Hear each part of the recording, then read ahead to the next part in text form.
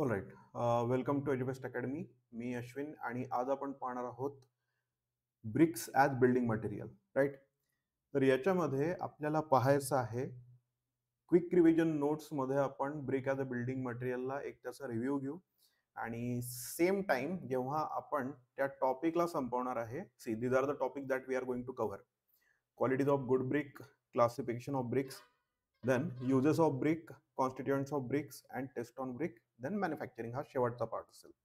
So what we will be doing की सगळ्यात आधी आपण क्विक रिव्हिजन नोट्समध्ये एक क्विक आढावा घेऊ, रिवाइज करू टॉपिकला. Okay, the quick revision notes are in that lengthy, खूप जास्त लेंदी नाही आहेत. शॉर्ट केलेले आहे, फ्लो चार्ट आहेत, त्याच्यामध्ये टेबल्स आहेत, टॅब्युलेटेड डेटा, माइंड मॅप्स आहेत काही. Okay, so first we will go to the quick revision notes. Topic wise आपण नोट्स पाहू, त्याच्यानंतर टॉपिक वाईज आपल्याला क्वेश्चन्स पाहायचे आहेत. So let me show you the window. Okay, is it visible? Can you see the PDF?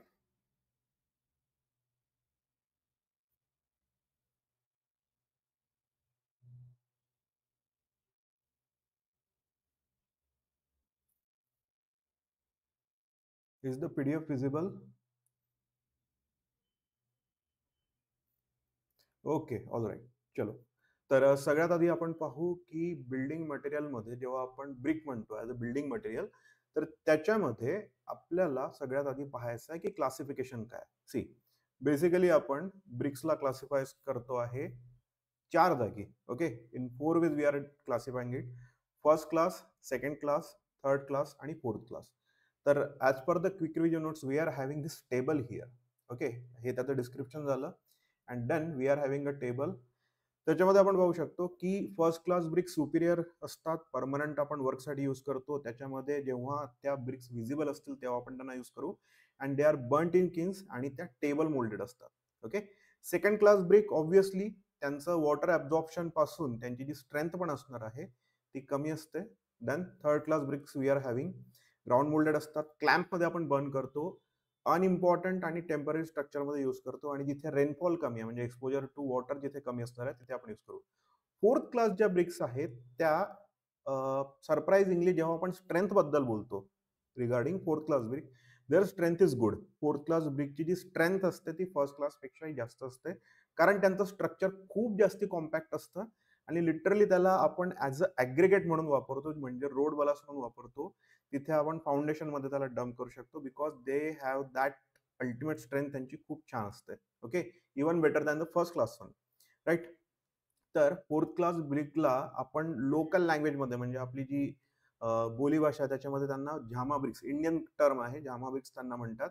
आणि त्या shape out झालेल्या असतात, they don't have the regular shape. आणि त्याच्यामुळे आपण जेव्हा स्टँडर्ड वाईज कम्पेअर करू तर फर्स्ट, सेकंड, थर्ड आपल्याला सगळ्या त्याचे डिटेल्स असतात. फोर्थ क्लास ब्रिकला आपण लिटरली ॲज अ ॲग्रेगेट म्हणून यूज करतो. Okay, so this is the basic classification. त्यानंतर we are going to see what qualities. See, when we say qualities of good brick, then the thing is की आपल्याला त्या brick मध्ये desired काय आहे. See, if you look at the image here, then edges कशा असायला पाहिजे, त्याच्या शार्प असायला पाहिजे. देन कलरेशन कसं असायला पाहिजे, त्याचं कॉपर मरून त्याचा कलर असायला पाहिजे. Then standard size 19x9x9 centimetre. Then it should be void free. Minimum त्याची स्ट्रेंथ किती असायला पाहिजे, 3.5 newton per M M square. Okay, basic म्हणजे थर्ड क्लास ब्रिक पर्यंत जेव्हा आपण येतो त्याची स्ट्रेंथ काय, 3.5. जेव्हा मग आपण सेकंड क्लास ब्रिक पाहू 7.2. Then for first class it will be 10.5 newton per M M square. Okay, then त्यांची थर्मल कंडक्टिव्हिटी कशी असायला पाहिजे, कमी असायला पाहिजे, सो दॅट त्याची इन्सुलेटिंग प्रॉपर्टी काय राहणार आहे, बेस्ट राहणार आहे. Then it should not have efflorescence. Okay, efflorescence म्हणजे काय, जर आपण ज्या मटेरियल पासून ब्रिक बनवतोय त्याच्यामध्ये जर सॉल्ट्स असले तर हे जे सॉल्ट आहेत ते पाण्यासोबत काय होतात, dissolve. And when we try to burn the brick म्हणजे ड्राईंग आणि या सगळ्या प्रोसेस झाल्या, जेव्हा आपण ब्रिकला बर्न करतो आहे तेव्हा काय होणार आहे, हे सॉल्ट जे आहेत ते एफ्लोरेसन्समुळे काय येतील, टॉपवर येतील आणि तिथे आपल्याला व्हाईट पॅचेस, व्हाईट स्पॉट दिसतात. ओके, व्हाईट स्पॉट्स जेव्हा पण आपल्याला ब्रिकवर दिसतात we call it as efflorescence and it is undesired. हे बिलकुल डिझायर्ड नाही आहे. ओके, सो आपण क्लासिफिकेशन आणि क्वालिटीज पाहिल्या. Now let's move to MCQs. The rule for MCQ is की जेव्हा पण मी क्वेश्चन रीड आउट करेल तेव्हा तुम्ही मी आन्सर सांगण्याआधी काय करायचं आहे, use the chat window to answer it. Okay, so let's go to questions. Qualities of good bricks. See, what we have been asked, what is the maximum allowable water absorption by weight for first class brick? किती असायला पाहिजे? How much it should be for first class brick? Answer it in the chat. Okay, Suyog, Harsh, B. Yes, all right. चलो, answer is correct. Let's not discuss it further more. 20% काय असायला पाहिजे त्याचं water absorption. किती वेळ त्याला ठेवणार आहे पाण्यामध्ये सांगू शकता चॅटमध्ये? ओमकार, हर्ष, सुयोग, किती वेळ त्याला पाण्यात ठेवायचं आपण? For how long it should B immerse in water, ज्यानंतर आपण टेस्ट कॅरी आउट करतो वॉटर अब्झॉर्प्शनची. चलो फास्ट फास्ट आन्सर सांगा. Yes, correct. 24 आवर इमर्शन असतं, त्याच्यानंतरच आपण काय करतो, वॉटर अब्झॉर्प्शन बाय वेट. म्हणजे बिफोर आणि आफ्टर मध्ये आपण त्याचं वेट चेक करणार, 24 तास त्याला पाण्यामध्ये ठेवणार आणि जितकं त्याचं अब्झॉर्प्शन राहणार आहे ते आपण रिपोर्ट करू. For first class brick it is 20. Alright, चलो इसका डिस्कशन देखेंगे. सी, 20% त्याने काय करायला पाहिजे, 20% पर्यंत त्याने त्याच्या वर जायला नको. ऑलराइट, सेकंड क्लाससाठी हे थोडं जास्त आहे, 22-23%. आणि जेव्हा रेंज वाईज सांगतोय आपण, आणि जेव्हा थर्ड क्लाससाठी जातो तेव्हा 24-25% पर्यंत जाणार. Yes sir, it is 24 hour. Yes, correct. Then minimum crushing strength required for a brick to be considered of a good quality. एका ब्रिकला आपण गुड क्वालिटी ब्रिक केव्हा म्हणणार? when we are going to call it a good quality brick, which should be the minimum strength. crushing strength किती असायला पाहिजे याच्यापैकी? 3.5, 4, 5.2, 2.5. yes, 3.5. Omkar, Harsh, yes, correct, it is 3.5 newton per mm square. Okay, first second third class साठी कसं लक्षात ठेवायचं आहे? 1, 2, 3. आणि इथे क्लास 3 जो आहे, थर्ड क्लास जे ब्रिक्स आहे 3.5, त्यानंतर इथे 7 आणि इकडे 10.5. म्हणजे हे आहे ना सरळ सरळ 3.5च्या मल्टिपल मध्ये जातं. म्हणजे जर आपण म्हटलं 35 एक 35 दुणे 70, 3 105. ओके, 10.5, 7.2 आणि 3.5. तर थर्ड क्लासची जी ही आहे क्रशिंग स्ट्रेंथ, तर त्या स्ट्रेंथलाच आपण काय रिपोर्ट करतो? Minimum required crushing strength. Alright, चलो next. Which of the following characteristic indicate that a brick has high durability and quality? हा एकदम बेसिक क्वेश्चन म्हणू शकतो जेव्हा आपण ब्रिकचं डिस्कशन करतो, की site test that are carried out on brick, तेव्हा आपण हे करून पाहतो. सो साइटवर आपण काय करतो? We take 2 bricks and do what? काय करतो आपण याच्यामध्ये?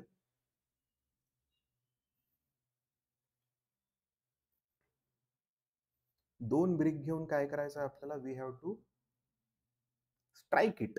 Yes, correct. when we will be striking the 2 bricks, जेव्हा आपण, येस, साऊंडनेस, जेव्हा आपण त्या 2 ब्रिकला काय करू? स्ट्राइक करू. What will be happening? We are suppose to have, we are suppose to get what?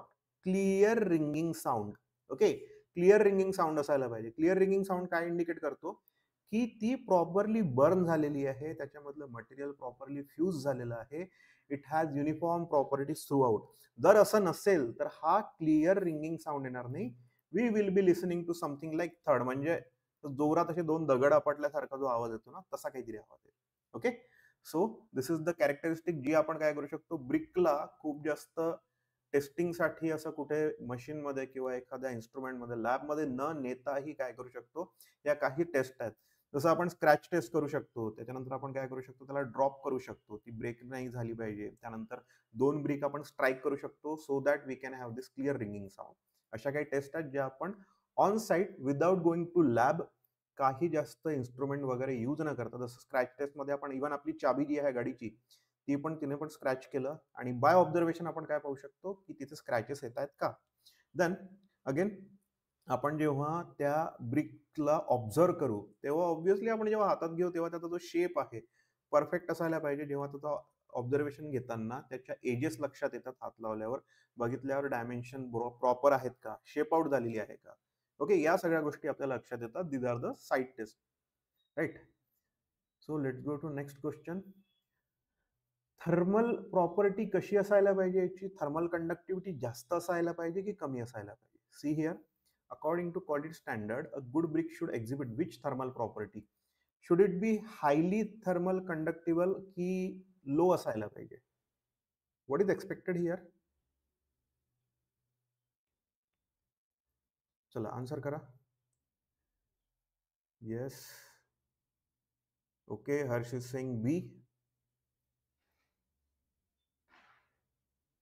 Suyog is saying B. Correct. C, low thermal conductivity असायला पाहिजे. साऊंड प्रूफिंग त्याने प्रॉपर्टीज तिथे एनेबल करायला पाहिजे. बिकॉज वेनेवर जेव्हा आपण या ब्रिक्सने ती वॉल बनवू, ती पार्टिशन वॉल किंवा जी वॉल आहे ती बनवल्यानंतर तिथे थर्मल कंडक्टिव्हिटी जर जास्त असली तर, फॉर एक्झाम्पल वेदर चेंजेस जसे होतात, क्लायमेट चेंजेस जसे होतील, तर बाहेर ऊन असलं तर त्या उन्हाचा परिणाम आतमध्ये जाणवणार आहे. बाहेरचं टेम्परेचर जर कमी असलं तर त्याचा इफेक्ट आतमध्ये जाणवेल. That's why we won't be needing something which is highly conductible. त्याची थर्मल कंडक्टिव्हिटी लो असायला पाहिजे आणि साऊंड प्रूफिंग पण त्याने तिथे प्रोव्हाइड करायला पाहिजे. Okay, so option B is the one. Then average weight for a good brick. एका गुड क्वालिटी ब्रिकला किंवा गुड ब्रिकचं वेट किती असायला पाहिजे as per Indian standard? How much it should बी?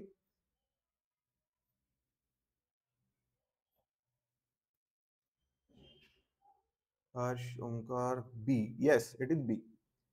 3 ते 3.5 किलोच्या मध्ये ह्या आपल्या ब्रिकचं वेट असायला पाहिजे. तर तेव्हा आपण काय म्हणतो की त्याची क्वालिटी गुड आहे. म्हणजे आपल्याला जर अंदाज येत असेल उचलून ती ब्रिक की याचं वजन 3 ते 3.5 वेट किलोग्राम मध्ये भरत आहे, तर त्याचाच अर्थ काय, साईटवर जाऊन पण आपण ही पण एक टेस्ट करू शकतो. खूपच जास्त लाईट वेट किंवा खूप हेवी वाटते, याचा अर्थ काय की थोडासा काहीतरी कंपोनेंट्स मध्ये किंवा कंपोजिशन मध्ये काहीतरी प्रॉब्लेम असेल. Okay, let's see some questions regarding classification. Which class of brick is most suitable in superior and permanent construction work? चला, इझी क्वेश्चन आहे. सुपिरियर अँड परमनंट आपल्याला काय पाहिजे, वर्क पाहिजे. What we should aim at, कोणत्या brick कडे जायला पाहिजे आपण? चला आन्सर सांगा पटापट. Yes, Omkar is saying first class brick. Harsh C, Suyog C. Correct. Superior आणि परमनंट कन्स्ट्रक्शन वर्क किंवा जिथे आपल्याला ब्रिकला एक्सपोज ठेवायचा आहे, दाखवायचा आहे, ब्रिक दिसू द्यायची आहे, अशा ठिकाणी आपल्याला जर ब्रिक यूज करायची आहे, then we should always go with first class brick. Then याच्यापैकी कोणती ब्रिक अशी असणार आहे जी स्ट्राईक केल्यावर डल साऊंड येतो? Which one is going to be that brick? कारण रिंगिंग साऊंड येतो तर चांगली क्वालिटी आहे असं म्हणतो, आणि डल साऊंड येत असेल तर त्याची क्वालिटी काय आपण या 4 ऑप्शन मधून चूज करायला पाहिजे? ऍक्च्युली 3 मधून. चौथा, by default none of the out of this which should be the answer? Yes, C, third class brick. Okay, second class brick मध्ये पण आपण जेव्हा 2 ब्रिक्स काय करणार आहे, स्ट्राईक करणार आहे, एकमेकांवर काय करणार, आदळणार, आपटणार आहे, तर त्या केसमध्ये हलकासा रिंगिंग साऊंड येतो, थोडासा डल, थोडासा रिंगिंग असा. But when we are looking at third class brick, तर त्याच्यामधून थर्ड साऊंड येतो. ओके, थर्ड in the sense dull sound येणार, क्लिअर रिंगिंग साऊंड येणार नाही. ओके, इथे आपल्याला सांगायचं, आपण जे बघितलं होतं ना, आपण काय म्हटलं होतं, झामा ब्रिक्स आर देअर. झामा ब्रिक्स म्हणजे कोणत्या? Fourth class. ओके, तर या फोर्थ क्लास ब्रिक आपण आत्ताच बघितलं होतं, क्विक रिव्हिजन नोट्स मध्ये आपण मेन्शन केलं होतं की कुठे आपण यूज करणार आहे ना. They are really very very strong. सगळ्यात आधी आपण प्रॉपर्टी पाहू की त्यांची जी स्ट्रेंथ असते ना ती खूप जास्ती असते. तर त्या केसमध्ये जेव्हा एखाद्या बिल्डिंग मटेरियलची स्ट्रेंथ खूप जास्ती आहे, तर त्याला आपण काय म्हणून यूज करू शकतो? त्याची वेअरिंग टेअरिंग प्रॉपर्टी बेस्ट आहे, रेजिस्टन्स चांगला आहे, अब्रेशन रेजिस्टन्स चांगला आहे. In that case we will be using it as, yes correct, aggregate. Okay, aggregate म्हणून पण त्याला यूज करू शकतो. जामा ब्रिक जर आयडेंटिफाय करायची झाली तर they don't even look like brick. ते डार्क ब्लॅक कलर मध्ये चाललं जातं त्यांचं जे अपिअरन्स असतं ते, आणि ओबड-दोबड त्यांचा आकार असतो. दगडासारखं काहीतरी दिसणार आहे ते. दोज आर नथिंग बट ओव्हरबर्न्ट असतात त्या. त्याच्यामुळे त्या तशा दिसतात. ओव्हरबर्न्ट असल्यामुळेच काय होणार आहे, त्यांचा कलर डार्क येणार आहे आणि या सगळ्या गोष्टी आपण इथे पाहतो. त्यांची स्ट्रेंथ जास्ती असते म्हणून त्यांना फाउंडेशनमध्ये, फ्लोअरमध्ये रोड बलास म्हणून रोडचं जे ॲग्रिगेट असतं तिथे पण आपण या जामा ब्रिक्स किंवा फोर्थ क्लास ब्रिकला यूज करू शकतो. Remember the term fourth class bricks are called as jhama bricks. Option is C. चला, युजेस ऑफ ब्रिक आपण पाहायच्या आधी पटकन एकदा परत क्विक रिव्हिजन नोट्सकडे जाऊ. त्या टॉपिकला पटकन त्याचा ओव्हरव्ह्यू घेऊ. Then we will be coming back to the original discussion जे आपण MCQच्या फॉर्मॅटमध्ये घेतो. ओके, युजेस मध्ये काय काय आहेत? कन्स्ट्रक्शन वॉल म्हणजे बेसिकली आपण ब्रिकला जेव्हा पाहतो तर पहिली त्याची जी ही येते आपल्या डोक्यामध्ये त्याची युटिलिटी येते. Obviously it will be wall or masonry. Okay, then गटरमध्ये आपण त्याला यूज करू शकतो. कौलाचा आकार असतो असा थोडासा like this. Okay, in that case we can use it as gutter. म्हणजे त्या शेडवरचं जे पाणी आहे ते त्याला ड्रेन प्रॉपरली करून घेतं. दॅट गटर जी असते ती पण आपण ब्रिक काय करू शकतो, त्या शेपची यूज करू शकतो. देन ब्रिक विथ कॅव्हिटीज, त्याला आपण हॉलो ब्रिक म्हणतो. त्याच्यामध्ये आपण इन्सुलेशन, साऊंड प्रूफिंग आणि त्याचं ऑब्व्हियसली त्या मेसनरीचं त्या वॉलचं वेट पण कमी असणार आहे. देन पेविंग ब्रिक्स असतात ज्याच्यामध्ये त्यांची स्ट्रेंथ जास्ती असते आणि त्याच्यामध्ये वी मेक शुअर की पेविंगच्या पर्पजसाठी जेव्हाही आपण ब्रिक तिथे ले करू then we should take care की त्याचं ॲब्रेजन रेजिस्टन्स जे आहे ते जास्त असायला पाहिजे. Okay, those special bricks will be used as for paving purposes. Then multi-storied मध्ये आपण तिथे पार्टिशन वॉल मध्ये आपण यूज करू शकतो. देन फायर ब्रिक्स आहेत त्या रिफ्रॅक्टरी मटेरियल म्हणजे त्यांचं फायर रेजिस्टन्स खूप जास्ती असतं. देन सँड लाईम ब्रिक्स आपण ऑर्नामेंटल वर्कसाठी यूज करतो. कंपाऊंड वॉल मध्ये आपण यूज करतो हे ऑब्व्हियसली मेसनरीज असणार आहे तिथे. देन सुपिरियर क्वालिटीच्या ब्रिक जेव्हा असतात first class brick then we will be using it in facing of wall. म्हणजे जिथे एलिव्हेशन मध्ये त्या गोष्टी त्या ब्रिक्स दिसत आहेत, व्हिजिबल आहेत, आस्थेटिकली प्लीजिंग आहे कारण त्यांची क्वालिटी, त्यांचा शेप, डायमेन्शन हे सगळं काही परफेक्ट असतं. तर फर्स्ट क्लास ब्रिक आपण तिथे यूज करतो. देन कन्स्ट्रक्शन ऑफ चिमनीज आणि काही स्पेशल वर्कसाठी पण आपण काय करू शकतो, ब्रिक्स यूज करू शकतो. Means overall brick has lot of purposes आणि ब्रिकला खूप जास्ती ऍप्लिकेशन असण्याचं हे पण कारण आहे कारण आपण ब्रिकला एक्झिस्टिंग ब्रिकमध्ये आपण कट्स देऊन त्यांचा तो शेप तिथे आपण काय करू शकतो, अचीव्ह करू शकतो. Or we can specially cast those bricks. त्या हिशोबाने त्या ऍप्लिकेशन वाईज आपण त्या ब्रिकला कसं करू शकतो, त्या शेपमध्ये कास्टिंग करू शकतो, मोल्डिंग करू शकतो. दॅट्स वाय हायली वर्केबल हा एलिमेंट आहे, बिल्डिंग मटेरियल आहे. And this is how we are looking at what uses of brick. Now let's see some multiple choice question. Okay, चलो क्वेश्चन आहे what type of brick is primarily use for speedy construction due to its light weight nature and insulation properties. आता light weight जर आपण हा word focus केला तर मग आपण काय म्हणू, इथे आत्ताच आपण एक टाईप बघितला होता brick with something. What should be the answer? Yes, we will be opting bricks with cavities, ज्याला आपण काय म्हणतो हॉलो ब्रिक. इन्सुलेशन साठी कामात येतं आणि बाय डिफॉल्ट त्याच्यामध्ये कॅव्हिटीज असतात. ओके, होल नाही. ओके, होल म्हणजे काय झालं की ते जे त्याच्यातले बारीक बारीक परफोरेशन्स आहेत ते होल असतील. And when we are looking at the word cavities तर त्याच्यामध्ये आपण पर्पजफुली तो हॉलोनेस ठेवलेला आहे. ओके, त्याला आपण काय म्हणतो आयदर हॉलो ब्रिक्स किंवा कॅव्हिटी ब्रिक्स. तर तिथे आपण त्याला इन्सुलेशनसाठी, साऊंड इन्सुलेशन, नॉईज इन्सुलेशनसाठी आणि त्याच्या लाईट वेट नेचरमुळे तिथे आपण त्यांना अडॉप्ट करणार आहे. ऑलराईट. देन सँड लाईम ब्रिकचा कन्स्ट्रक्शन मधला प्रायमरी यूज काय आहे? It is what should be the use of sand lime brick in construction? आता आपण क्विक रिव्हिजन नोट्स बघितल्या होत्या, हा पॉइंट एक डिस्कस केला होता. Yes, correct. when we are looking at some sort of decorative or ornamental work we should use what? Sand lime brick. Okay, decorative or ornamental work. Then let's see constituent of brick. एकदा पटकन आपण काय करू, quick revision notes मध्ये जाऊ, त्या पॉइंटला revise करू आणि परत मग आपण आपल्या MCQs कडे येऊ. चला, instead of going through paragraphs एक छोटीशी आपण इमेज इथे बनवली आहे. त्या इमेजमध्ये आपण थोडं इथे फोकस करू. Let's zoom it in. All right. मला सांगा चॅटमध्ये सुयोग, ओमकार, हर्ष, की टेक्स्ट दिसते आहे का इमेजच्या आजूबाजूला काय लिहिलेलं आहे clearly? Can you see the text clearly?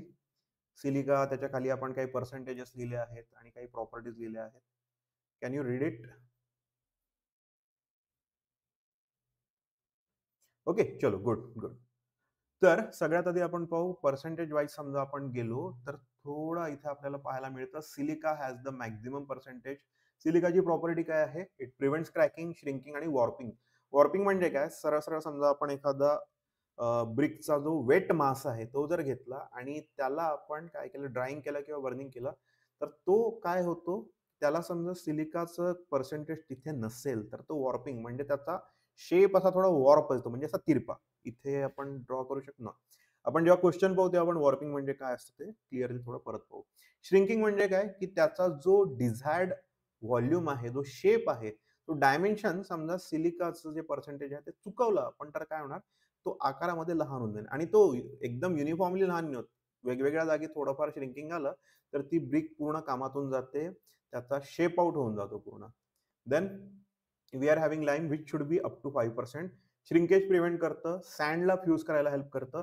आणि समजा लाईन 5% पेक्षा जास्ती गेला तर तिथे काय होतं, आपल्याला मेल्टिंग पाहायला मिळतं. अल्युमिना सेकंड जो मोस्ट त्याच्यामधला कॉन्स्टिट्युएंट पार्ट आहे, it will be in the range 20 to 30%. आणि त्या ब्रिकची जी प्लास्टिसिटी आहे, म्हणजे त्याचा जो शेप आहे तो प्रॉपर प्लास्टिक शेप आहे, तर तो प्लास्टिसिटी अल्युमिना तिथे काय करणार आहे, it will B imparting that.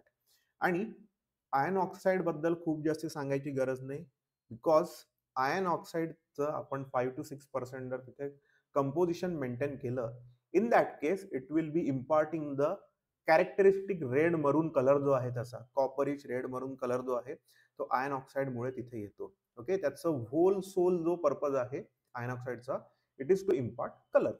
Then what magnesia will be doing? Yellow जी टिंट असते, टिंट म्हणजे काय, कलर. टिंट जेव्हा आपण वेस्ट वॉटर पाहतो त्याच्यामध्ये वेस्ट वॉटर वॉटरच्या टॉपिकमध्ये जेव्हा जाऊ तेव्हा पाहू की टिंटोमीटर असतं. Tintometer is basically use for to measure the colour. Okay, tint लक्षात ठेवायचा वर्ड की इट इज फॉर कलर. मॅग्नेशियामध्ये जो येलोइश शेड असतो ब्रिक मधला तो मॅग्नेशिया देणार आहे. आणि मॅग्नेशियाची प्रॉपर्टी काय, it will be reducing shrinkage.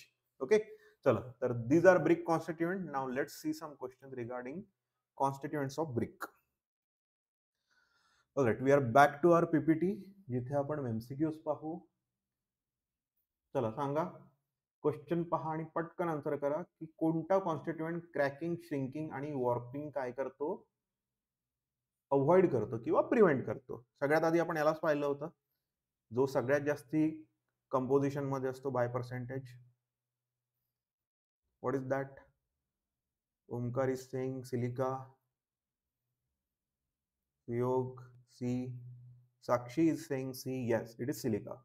50 to 60% मध्ये राहतं आणि त्याचं फंक्शन काय असतं, तो त्या ब्रिकला मास देतो. त्याच्यानंतर त्याच्यामधले क्रॅकिंग आपण काय करतो, त्या सिलिकाच्या वर्च्यूने अवॉइड करतो, श्रिंकिंग अवॉइड करतो. आणि वॉर्पिंग जो कन्सेप्ट आहे, वॉर्पिंग म्हणजे काय, फॉर एक्झाम्पल समजा इथे आपण एक रेग्युलर ब्रिक पाहतोय ज्याच्या पूर्ण डायमेन्शन्स आपल्याला कशा दिसत आहेत, तशा सरळ, नीट, clean.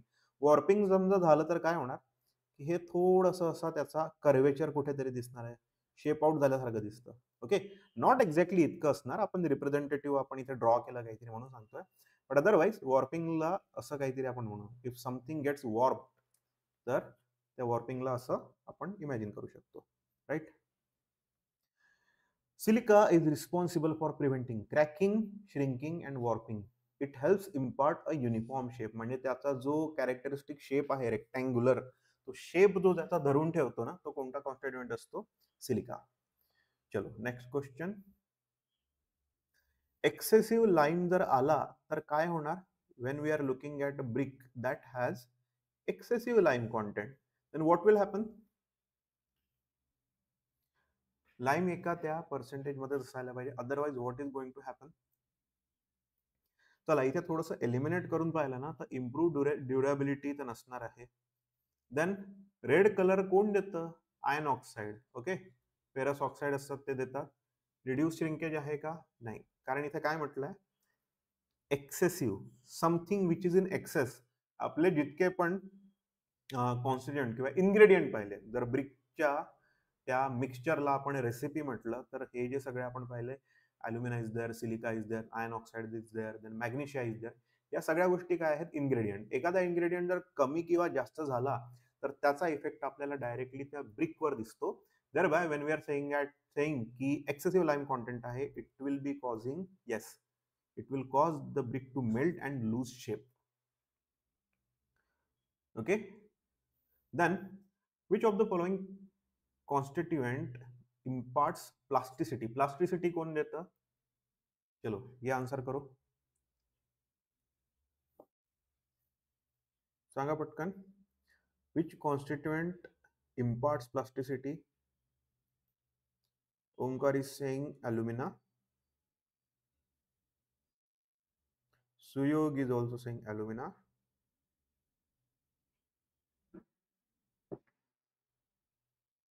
All right, the answer is alumina. Alumina imparts plasticity to the brick. आता आपण जेव्हा क्विक रिव्हिजन नोट्स पाहिल्या त्याच्यामध्ये पण आपण तो पॉइंट हायलाइट केलेला होता की अल्युमिना इम्पार्ट्स प्लास्टिसिटी. त्या क्लेला त्या आपण प्रॉपर रेक्टँग्युलर शेप मध्ये मोल्ड यूज करून काढतो ना, तर समजा अल्युमिना तिथे काय असतं, समजा आपण अल्युमिनाला तिथून विड्रॉ केलं तर तो जो धरून ठेवलेला शेप आहे त्या क्लेचा, त्या पूर्ण त्या मासचा, वेट मासचा, तर तो राहणार नाही. Alumina is the one who is responsible for holding that brick into that specific rectangular जो शेप आहे आपण पाहतोय. Alumina is the one जो काय करतो त्याला शेप मध्ये घेतो. ओके. या क्वेश्चन मध्ये स्पेसिफिकली जेव्हाही आपण असर्शन आणि रिझन पाहू, we have to make sure, सगळ्यात आधी काय करायचंय की असर्शन बरोबर आहे का, रिझन बरोबर आहे का, हे पाहायचं आहे. मीनवाईल तुम्ही याचा आन्सर तुम्हाला माहित असेल किंवा लक्षात येत असेल तर चॅट बॉक्स मध्ये टाकू शकता. बट एक असर्शन आणि रिझन मध्ये नेहमी लक्षात ठेवायचं, खूपदा असं होतं की असर्शन पण बरोबर असतं, रिझन पण बरोबर असतं, बट त्याच्यामध्ये रिलेशन आहेच किंवा असेलच किंवा जबरदस्ती आपण तिथे त्याचं रिलेशन कधीच जोडायचं नाहीये. Okay.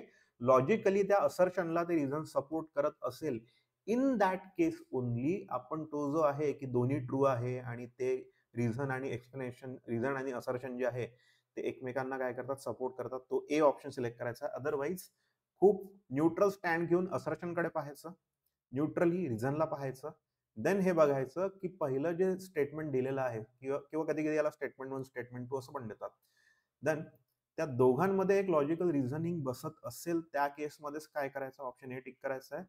Otherwise we should go with B. Obviously एखादं जर फॉल्सच असेल त्यातलं, इन दॅट केस काही टेन्शन घ्यायची गरज नाहीये. दोन पैकी एखादं फॉल्स असलं तर सी आणि डी आपण पटकन टिक करू शकतो. But we should be very much confident की ते स्टेटमेंट आपण जे पाहतोय ते ट्रू आहेत का आणि त्यांच्यामध्ये रिलेशन आहेत का. तर सगळ्यात आधी आपण असर्शन साठी तुम्ही चॅटमध्ये सांगायचं आहे, liming brick is beneficial as it help in fusion of sand at kiln temperature. Assertion true आहे का, टी टाईप करा जर ट्रू असेल तर. If assertion is true then type T. चलो चैट में बताओ. Let's focus on assertion only. चला हे सांगा काय आहे. ओके. असर्शन आहे ट्रू बिकॉज येस, लाईम कसा आहे, बेनिफिशियल असतो, सँडला हेल्प करतो त्याला फ्यूज व्हायला. Okay. Alright, assertion is T. नंतर रिझन सांगा. इथलं जे स्टेटमेंट नंबर 2 रिझन आहे, presence of lime in excess cause brick to melt and lose their shape. हे ट्रू आहे की फॉल्स आहे ते सांगा.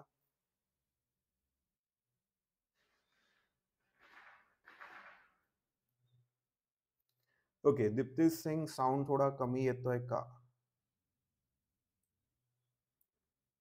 चलो साऊंड चेक. आता येतोय बरोबर.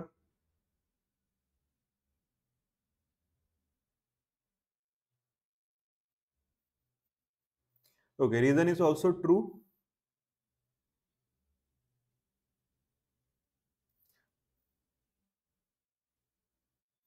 Now let's try to establish relation. आता इथे काय म्हटलेलं आहे की जेव्हाही आपण म्हणतो की लाइमिंग ब्रिक इज बेनिफिशियल कारण ते फ्युजनला हेल्प करतं, एक्सेस झाला की मेल्टिंग तिथे येतं. आता इथे हे इंडिपेंडंट स्टेटमेंट आहे की lime in earth is beneficial as it help in the fusion of brick. आणि इथे एक इंडिपेंडंट स्टेटमेंट आलं की presence of lime in excess.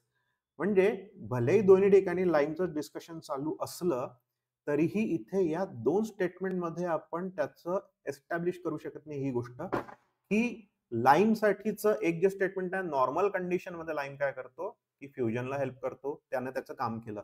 Access मध्ये असताना असं येतो.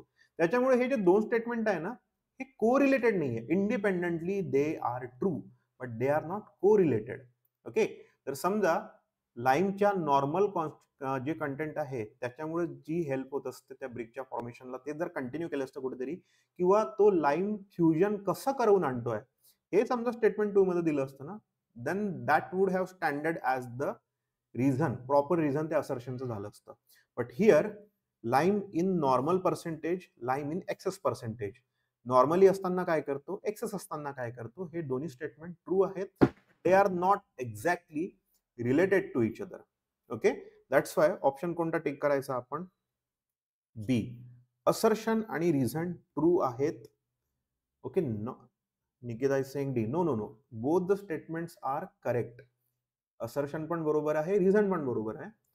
असर्शन फॉल्स नाही आहे, assertion is true, reason is true, आणि ते एकमेकांशी रिलेटेड नाही आहेत. म्हणून आपण काय म्हटलं त्यांना, ऑप्शन बी वर गेलो आपण. Reason is not the correct explanation because reason is not at all explaining how assertion is stated over there.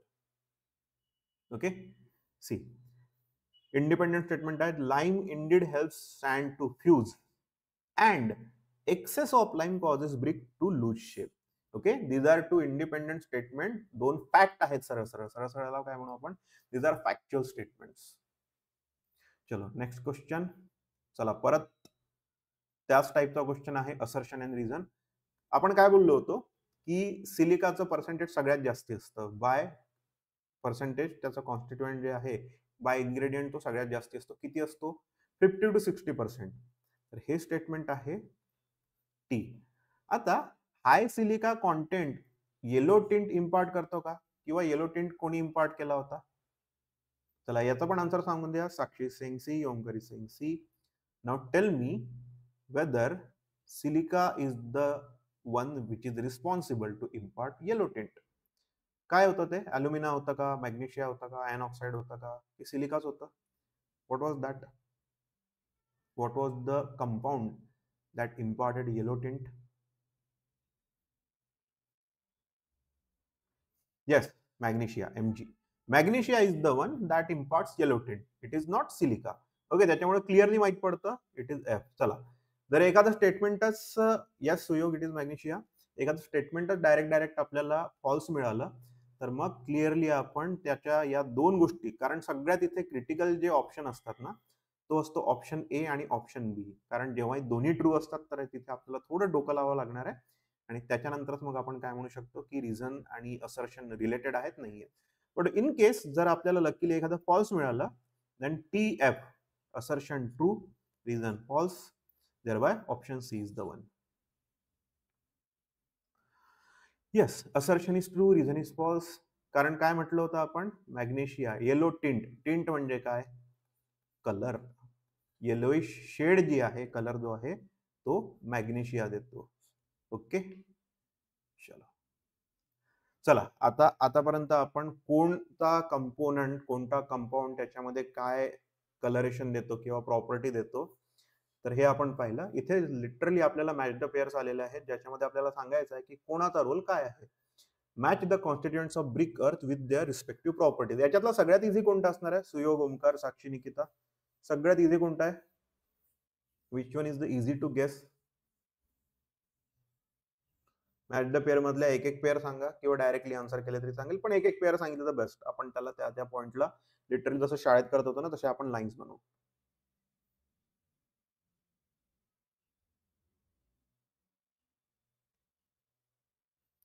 Okay, जसं डी साठी काय आहे, 1 2 3 4 ते सांगता येईल तुम्हाला. चलो बताओ फटाफट.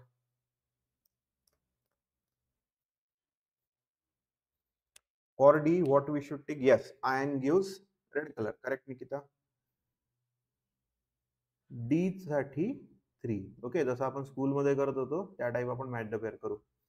आत्ताच आपण काय बघितलं होतं की alumina imparts what? Alumina imparts plasticity.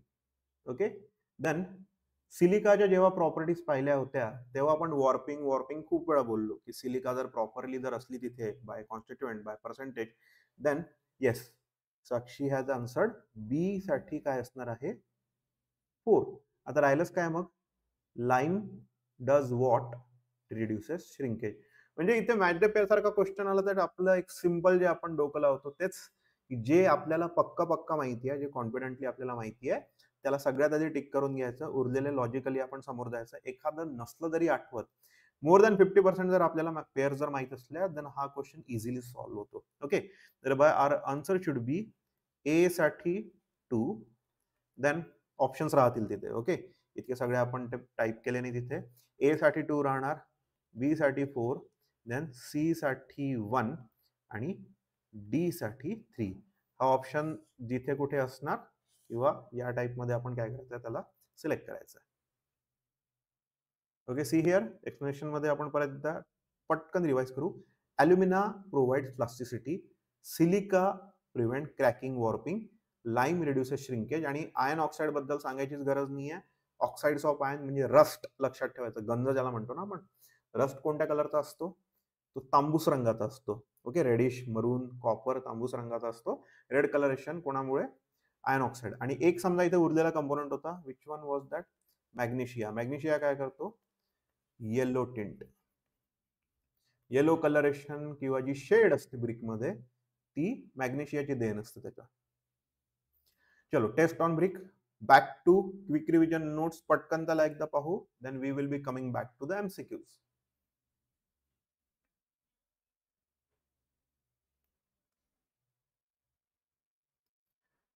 All right, आपल्याकडे इथे फील्ड टेस्ट आपण पाहतोय. ओके, फील्ड टेस्ट मध्ये काय करतो की जेव्हाही आपण एखाद्या ब्रिकला, फॉर एक्झाम्पल लेट्स से आपल्याकडे ती ब्रिक आहे, we will be observing it with our eyes. Okay, त्यांच्या ज्या एजेस आहेत त्या शार्प असायला पाहिजे. ओके, त्याच्यानंतर त्या कुठेच वॉर्पिंग नको, म्हणजे कुठेच ते असं अंडुलेटिंग किंवा असा शेप आउट झाल्यासारखं असं कर्वेचर टाईप तिथे काहीच नको. त्यांचे फेसेस प्लेन असायला पाहिजे जेव्हा आपण त्याला त्याच्या बेडवर ठेवतोय. Okay, for example if this is brick, त्याला आपण जेव्हा त्याच्या बेडवर ठेवतोय तर त्याला कोणत्याही कॉर्नरला आपण असं प्रेस केलं तर ते नाही का एखादा टेबल असतो ज्याच्यामध्ये बॅलन्स बनत नाही, इन दॅट केस आपण काय म्हणतो की त्याचा शेप बरोबर नाहीये. ओके, तर त्याला आपण जेव्हा बेडवर ठेवतोय एका फ्लॅट प्लेन सरफेसवर, त्याचा बेड पण कसा असायला पाहिजे, प्लेन असायला पाहिजे. Okay, then they should be hard, well burned and should give metallic ringing sound when struck with steel rod. तुम्ही एक्सटर्नली एका स्टील रॉडने काय करू शकता, त्याला जसं इम्पॅक्ट करू शकता, जसं आपण नाही का 12th मध्ये किंवा ते ट्युनिंग फॉर्कला आपण असं हिट करत होतो, इन सेम वे. किंवा सरळ सरळ याची करून गरज नाही, 2 ब्रिक घ्यायच्या आणि त्या एकमेकांवर स्ट्राईक करायचा. Try to listen the ringing sound. तो जर क्लिअर तुम्हाला कुठेतरी रिंगिंग असा मेटॅलिक स्ट्राईक येत असेल, in that case we can consider that the brick has high quality. Okay, then colouration, colour आपल्याला डोळ्याने दिसतोच. Okay, colour we can see. Then texture त्याचं फाईन असायला पाहिजे, खूप ग्रेनीनेस नको त्याच्यामध्ये, म्हणजे कसे मोठे मोठे लंप किंवा जाड असे त्याचे ग्रेन नको दिसायला. ओके, 1 मीटरच्या हाईटवरून आपण जसं आजकाल त्या मोबाईलला काय करतात, ड्रॉप टेस्ट करतात, same drop test we can perform on the brick. त्या ब्रिकला 1 मीटरच्या हाईटमधून ड्रॉप करायचं. ओके, फोर्सफुली नाही खाली सोडायचं आहे, dropping in the sense it should be more like this. Okay, by gravity ती खाली जायला पाहिजे, आपटली तर ती तुटणारच आहे.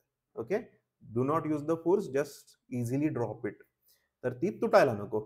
फ्री फ्रॉम क्रॅक, फिशर्स, त्याच्यामध्ये पेबल्स नसायला पाहिजे, क्रॅक्स नसायला पाहिजे, फिशर्स नसायला पाहिजे.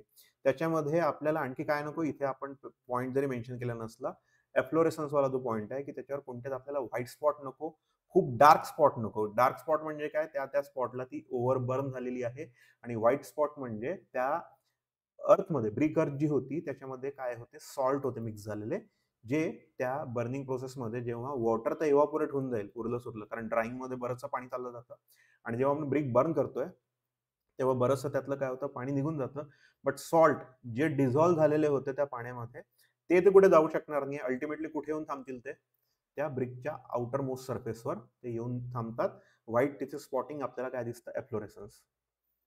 Okay, then let's see lab test. Water ॲब्झॉर्प्शनची आपण टेस्ट करू. 24 तासासाठी काय करणार आहे त्याला आपण, 24 साठी त्यांना सबमर्ज करून ठेवू 3 सॅम्पल रॅन्डमली 3 ब्रिक घ्यायच्या, त्यांना 24 तास ठेवायचं.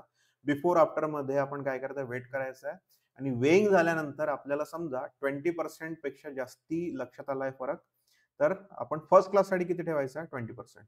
Then test for efflorescence again same thing की 24 तास त्यांना पाण्यामध्ये ठेवायचं आहे आणि व्हाईट जर स्पॉट्स इथे दिसले आफ्टर 24 तर तिथे आपल्याला त्या ब्रिक्सवर पॅचेस दिसत असतील, in that case we can say की तिथे एफ्लोरेसन्स आहे. एफ्लोरेसन्स म्हणजे presence of salt. Okay, patches जर खूप कमी असतील तर ऍक्सेप्टेबल आहे, पण पूर्ण सरफेस जर व्हाईट होत असेल की खूप हेवी प्रेझेन्स आहे त्याचं लक्षात येतं कशाचं सॉल्टचं. देन कंप्रेसिव्ह स्ट्रेंथ मध्ये आपण काय करतो की परत आपण इमर्शन करणार आहे क्लीन वॉटर मध्ये. ओके, 3 आपण सॅम्पल घेऊ, क्लीन वॉटर मध्ये ठेवणार आहे, कंप्रेशन टेस्टिंग मध्ये सीटीएम मध्ये आपण टाकणार आहे आणि फेल्युअर पॉइंट पर्यंत आपण त्या ब्रिकवरचा लोड काय करतो वाढवत जातो. ज्या पॉइंटला ती ब्रिक काय होते ब्रेक होते ते आपण काय करतो नोट करून घेतो. कशासाठी? That it has this much crushing strength, त्याची कंप्रेसिव्ह स्ट्रेंथ त्याची इतकी आहे. ओके, इथे काय म्हटलेलं आहे कंट्री ब्रिक्स म्हणजे ज्या थर्ड क्लास ब्रिक आहे त्यांची रेंज सांगितली आहे 3.5 ते 5, देन सेकंड क्लास 5 ते 7.5, फर्स्ट क्लास साठी 7.5 टू 12.5. एक्झॅक्ट व्हॅल्यू इथे अशा असतात. See, when we are looking at first class brick then the strength should be 10.5. okay, for second class it should be 7.0 7.0 असायला पाहिजे. थर्ड क्लास साठी काय असायला पाहिजे 3.5. जर आपण third class to first class गेलो तर हा 35चा पडा आहे किंवा 3.5 चे मल्टिपल आहे त्याच्यामध्ये 3.5, 7 अँड 10.5. ओके, चला मॅन्युफॅक्चरिंग हा नेक्स्ट टॉपिक असणार आहे. Let's come to testing of ब्रिकचे एमसीक्यूज. चलो let's get active in the chat आणि सांगा during efflorescence test of brick heavy salt deposit on the brick indicate काय असतं? What should be the answer here? की खूप जास्ती एफ्लोरेसन्स असेल तर आपण काय करायला पाहिजे? What we should do?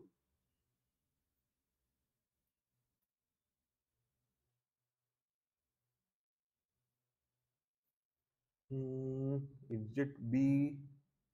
No. Okay, Omkar is saying C. Yes, it is poor resistance to weathering and it necessitates what? Brick rejection. Heavy जर त्याच्यावर आपल्याला yes Nikita it is correct. Heavy जर आपल्याला काय दिसत असलं एफ्लोरेशन दिसलं व्हाईट स्पॉट दिसत असलं डिपॉझिशन दिसत असलं in that case we should literally reject the brick. Spot जर छोटे छोटे असतील खूप जागी नसतील कंटिन्युअस नसतील इन दॅट केस आपण बाकीचे जो ऑप्शन डी आहे ऍक्सेप्टेबल क्वालिटी किंवा इथे मेन्शन केलं नाही आहे. काय मेन्शन झालेलं आहे इथे? Heavy white salt deposit. Light असतील छोटे छोटे स्पॉट असतील तर आपण बाकी पॅरामीटर जर चेक केले की क्रशिंग स्ट्रेंथ कशी आहे त्यानंतर ऍब्झॉर्प्शन कसं आहे या जर गोष्टी तिथे जर क्लिअर असल्या in that case we can accept. But when we have this word heavy white salt deposit तर केस कोणती बनते? रिजेक्शन वाली. टोटली आपण त्याला काय करायचं रिजेक्ट करायचं. ओके, चलो नेक्स्ट. कंप्रेसिव्ह स्ट्रेंथ ची प्रोसिजर काय असते? चलो ऑप्शन पढ़ेंगे. Brick is tested without any prior no. Option A काय करू आपण एलिमिनेट करू. चला तुम्ही चॅट मध्ये पण आन्सर सांगा. What should be the answer? Compressive strength जी आहे त्याची टेस्ट आपण कशी कॅरी आउट करतो?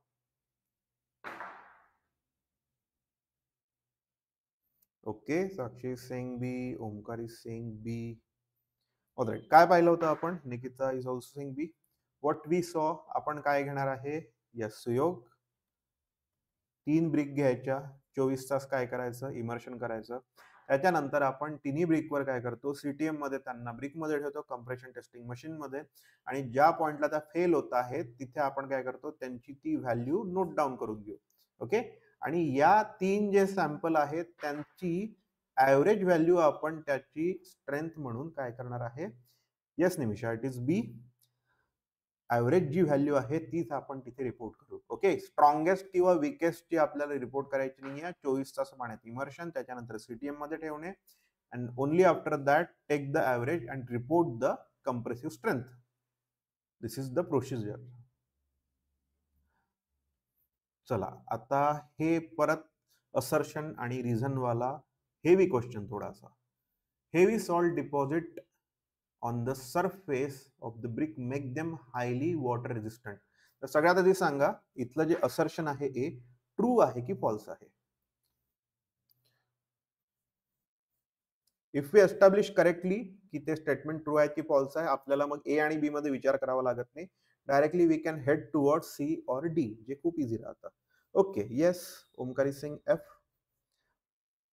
एफ्लोरेसन्सचा रिझन जो आहे तो त्यातला सॉल्ट डिपॉझिट आहे, सॉल्ट कॉन्टेंट. आणि सॉल्ट डिपॉझिट म्हणजे एफ्लोरेसन्स आहे, त्यांना ते वेदर रेजिस्टंट नाही म्हणत. त्यांचं वेदरिंग किंवा ती जी प्रॉपर्टी आहे ती त्यांना वेदर रेजिस्टंट बनवू शकत नाही. It is false.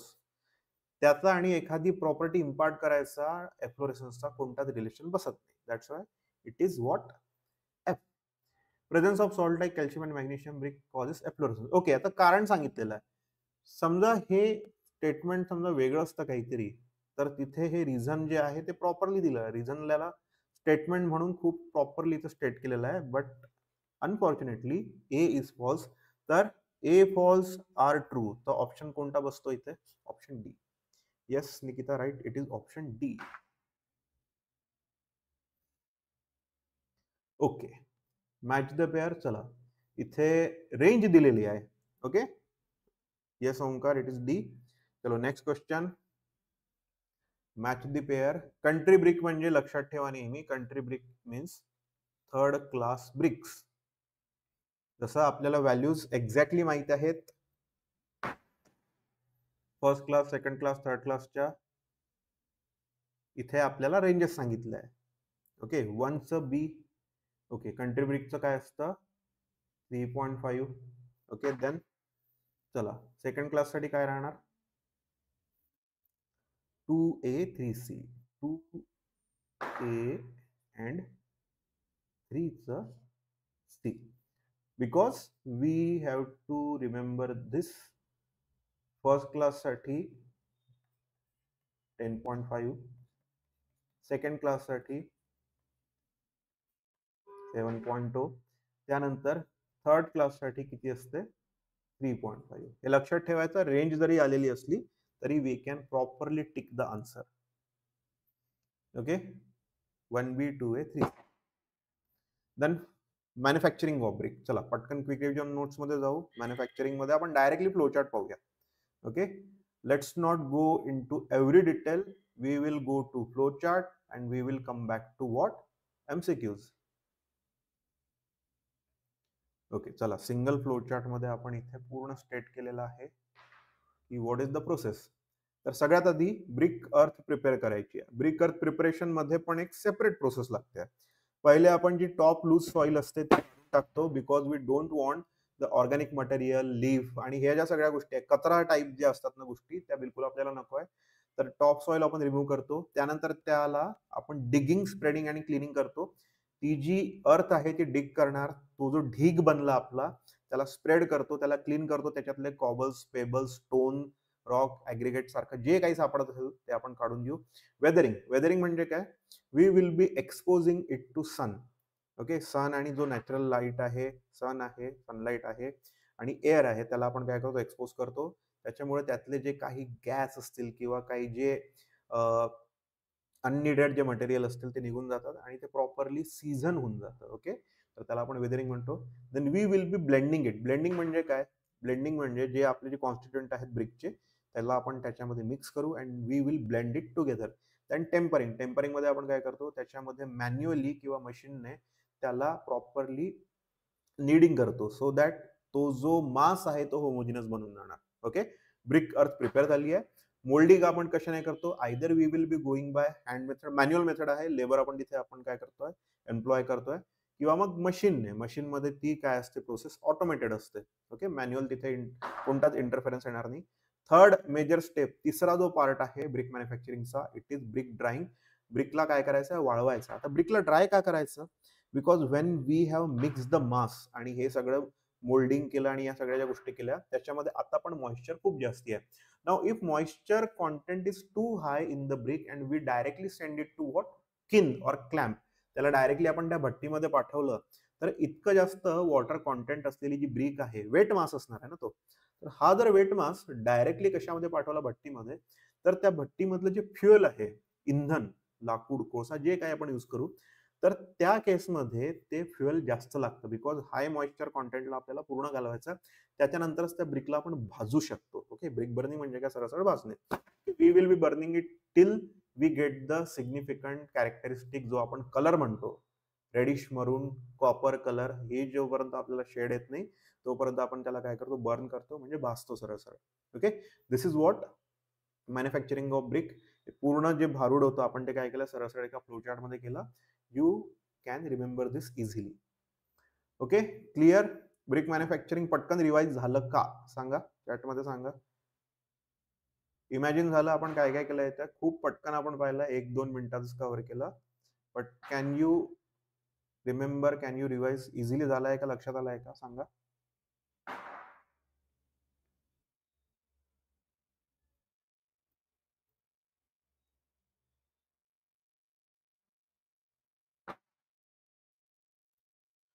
All right, I guess we should move to MCQs. All right, manufacturing of brick मध्ये आपण येतोय. ऑल राईट, क्वेश्चन मध्ये शब्द कोणता हायलाइट झालेला आहे, नॉट. म्हणजे ऑब्व्हियसली काय असणार आहे, 3 गोष्टी या ऑपरेशनचा पार्ट असणार आहे, एक गोष्ट नसणार आहे. Which of the following operation is not the part of preparation of brick अर्थ. ब्रिक अर्थ जेव्हा आपण प्रिपेअर केली तेव्हा याच्यामध्ये कोणती गोष्ट त्याचा पार्ट नाही आहे त्या स्टेपचा. जसं आपण पहिलं जे होतं त्याच्यामध्ये 4 ते 5 पाहिलं, काय काय होतं त्याच्यामध्ये, वेदरिंग होतं का, yes.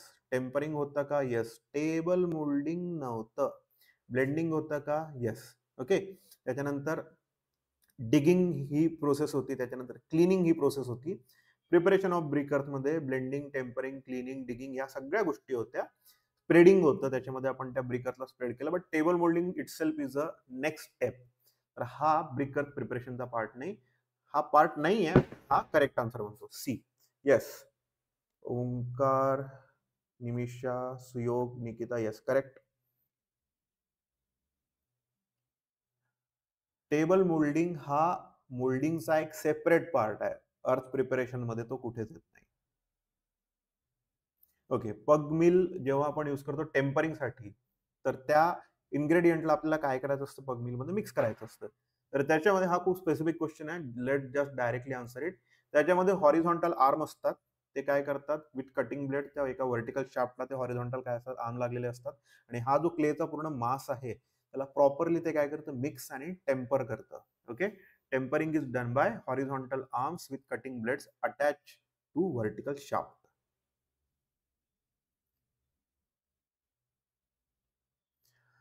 Then, during the drying process of brick, why must they be protected from direct sun and strong wind? See, आपण इथे ड्राईंग प्रोसेस पाहतोय, वेदरिंग नाही. वेदरिंग मध्ये आपण त्याला डायरेक्टली सन आणि नॉट एक्झॅक्टली स्ट्रॉंग पण विंडला आपण त्याला एक्सपोज केलं होतं.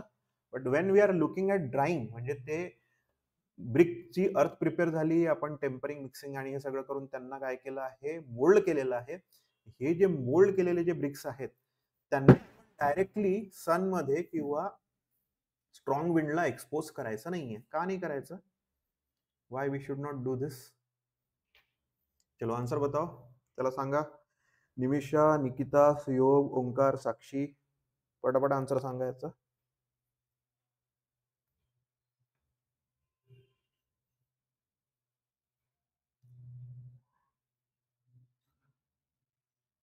ऑप्शन सी, ओके ठीक है, चलो आने दो, आंसर आने दो.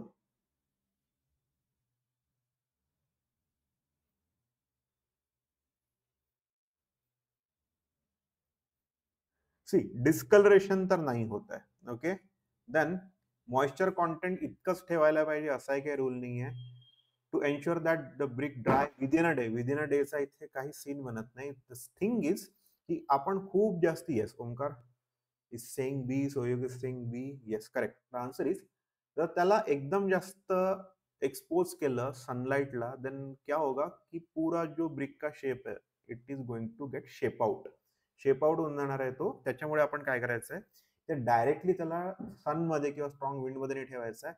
सडन लॉस ऑफ मॉइश्चर जे होईल ना त्याच्यामुळे ब्रिकचा तो शेप काही ठिकाणी होणार आहे. जसं for example if you are keeping the brick in direct sunlight, तर सीन आहे की बॉटम मधला जो पोर्शन आहे तो तर एक्सपोज नाहीये ना, तर त्याचे कॉर्नर आणि ज्या गोष्टी जास्ती एक्सपोज राहतील तिथलं मॉइश्चर रिमूव्हल जास्त, बाकी ठिकाणचं मॉइश्चर रिमूव्हल कमी.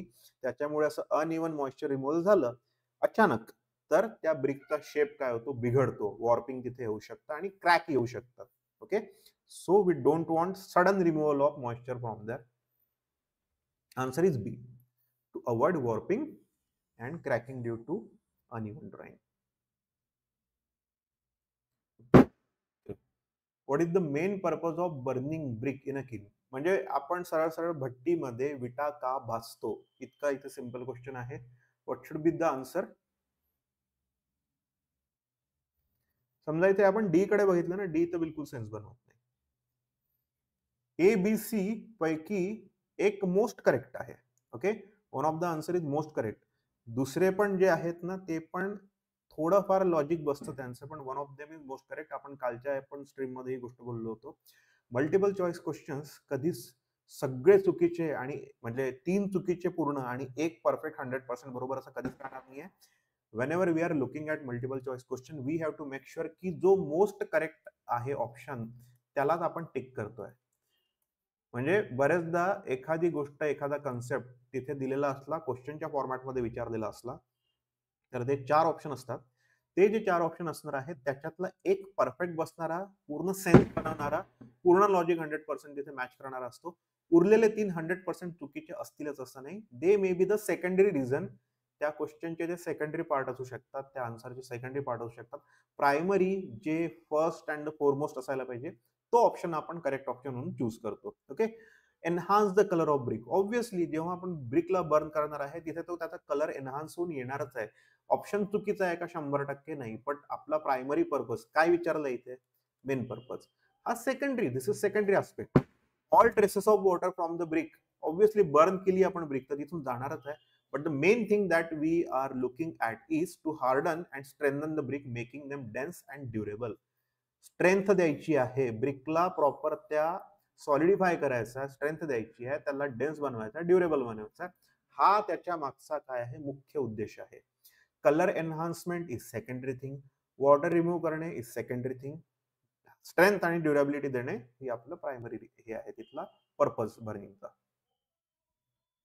Okay, again assertion and reason. चला दोन्ही स्टेटमेंट कडे पाहू, ट्रू आहे की फॉल्स आहे एस्टॅब्लिश करू, मग त्याच्यातलं लॉजिक बसते आहे का, रिझनचं असर्शनला सपोर्ट करणारं ते आपण चेक करू. The presence of stones and vegetable matter in brick earth is undesirable. True आहे की फॉल्स आहे? ए इज ट्रू और फॉल्स हे सांगा पटकन. वेदर ए इज ट्रू और false. Do we want stones, vegetable matter किंवा organic matter in brick? Is it desirable? It is not desirable. काय म्हटलं इथे? अनडिझायरेबल. येस, असर्शन काय आहे? ट्रू आहे. Okay okay, Nimisha is directly answering. Okay, चला पाहूया. Reason are such impurities affect the quality and strength of the brick. Obviously, see, when we say की आपल्या ब्रिकच्या अर्थमध्ये काय घुसलेलं आहे, ऑर्गॅनिक मॅटर आहे, स्टोन्स आहेत, व्हेजिटेबल मॅटर आहे. सी, स्टोन काय करतील, समजा एखाद्या कॉर्नरवर आला किंवा आतमध्ये आला तर त्याची जी स्ट्रक्चरल इंटेग्रिटी आहे, होमोजिनिटी आहे ब्रिकची, कुठेतरी काय होतं, डिस्टर्ब झाली, ब्रेक झाली. व्हेजिटेबल ऑर्गॅनिक मॅटर आहे, हे जेव्हा आपण मॅटर असलेली ब्रिक किंवा हा जो मास आहे, वेट मास काय असलेला, ऑर्गॅनिक मॅटर असलेला, जेव्हा आपण क्लॅम्प मध्ये किनमध्ये टाकतो तर हे मॅटर जळून जातं. म्हणजे तिथे काय होणार आहे, परफोरेशन्स येतील, होल्स येतील. Because organic matter is going to get converted into what, carbon. Carbon मध्ये ते कन्वर्ट होतं, गॅसेस निघून जातात आणि त्याच्यामुळे काय होतं की तिथे परफोरेशन्स येतात आणि त्याची स्ट्रेंथ कमी होते, क्वालिटी खराब होते. रिझन भी ट्रू है, असर्शन भी ट्रू है. आता बघू की हे बरोबर आहे का? हा, या इम्प्युरिटीज क्वालिटीला खराब करतात, स्ट्रेंथ कमी करतात. Thereby we should go with option A. Okay, this is the perfect scenario जिथे स्टेटमेंट 1 पण करेक्ट आहे, स्टेटमेंट 2 पण करेक्ट आहे आणि प्रॉपरली जर तुम्ही पाहिलं तर ह्या स्टेटमेंट मध्ये इंटर रिलेशन आहे. Reason is properly supporting what, assertion. Answer is A. A and R are true. R is correct explanation of what, A. Yes, correct. Okay, चला इथे एक प्रोसेस दिलेली आहे आणि त्या प्रोसेसमध्ये काय होतं, what we carry out in that process, हा मॅच द पेअरचा क्वेश्चन आहे. यू कॅन आन्सर लाईक 1चं काय, 2चं काय, 1 ABCD, 2 ABCD. चला सांगा पटापट, आपण जोड्या इथे जुळवून पाहूयात. चला, निमिषा, निकिता, सुयोग, आकांक्षा, ओमकार. चला सांगा पटापट. इथलं सगळ्यात सोपं आहे ना, वेदरिंगच वाटतं मला. किंवा मशीन मोल्डिंग साठी पण एक हे मिळतोय इथे, एक क्लू तिथेच दिलेला आहे. Weathering is what? वेदरिंग म्हणजे काय? आपण स्टोन मध्ये पण करतो वेदरिंग किंवा सीझनिंग करतो. Okay,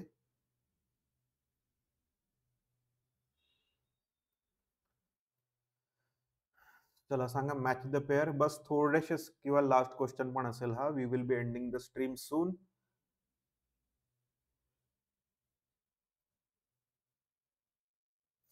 once B. Yes, weathering म्हणजे काय? Expose to air and sunlight. Then tempering म्हणजे काय? BACD. Okay, Nimisha has directly told the answer BACD. Okay, चलो चेक करेंगे. सेकंडचं काय असणार आहे? टेम्परिंग म्हणजे काय? ते जे जसं आपण कणिक मळतो त्याला काय म्हणतात? Needing process. ओके, टेम्परिंग म्हणजे त्यातले कॉन्स्टिट्युएंट प्रॉपरली होमोजिनियसली मिक्स झाले पाहिजे म्हणून केलेली आपण ती एक फिजिकल प्रोसेस आहे. प्लास्टिक आणि युनिफॉर्म त्याच्यामुळे ती बनते. 2चं ए, टेबल मोल्डिंग मध्ये काय करतो आपण? ऑब्व्हियसली हे बाई, इथे जास्त डोकं लावायची गरज नाही. Hand moulding on flat table, table. चला, टेबल मोल्डिंग म्हणजे काय झालं इथे? 3C. आणि मशीन मोल्डिंग मध्ये मेकॅनिकल प्रेशर, मशीन. ओके, लागली ही पेअर इथे. Thereby answers are like this: 1 2 3 4. 1चा असणार आहे आन्सर बी, देन 2 साठी ए, 3 साठी सी आणि 4 साठी डी. ओके, 1चा काय होतं? ओके, अब बी गायब झाला इतना. 1चं बी. ओके, चलो आंसर आ गए आप सब लोगों के. Nimisha has already answered BACD. Then yes, 4D, 2A, 4D, 3C, 4D. Yes, correct. चलो, done. Match the pair. All right, this is the end. तर आज आपण पाहिलं की बिल्डिंग मटेरियल मध्ये bricks as a building material आपण काय असतं, त्यांच्या प्रॉपर्टीज, त्यांचे कॉन्स्टिट्युएंट पाहिले. क्विक रिव्हिजन नोट मध्ये आपण फ्लो चार्ट आणि टेबल्स नंतर पटापट MCQ सोडवले आहे. You were giving a proper good response. तर आपण परत एखादी आपण स्ट्रीम घेऊ ज्याच्यामध्ये आपण अनदर बिल्डिंग मटेरियल किंवा बिल्डिंग कन्स्ट्रक्शन मधला एखादा टॉपिक घेऊ, and we will be streaming again with the quick revision notes as well as multiple choice questions. Okay, so that's it for today. I will see you in next one. Till then, take care. Bye bye.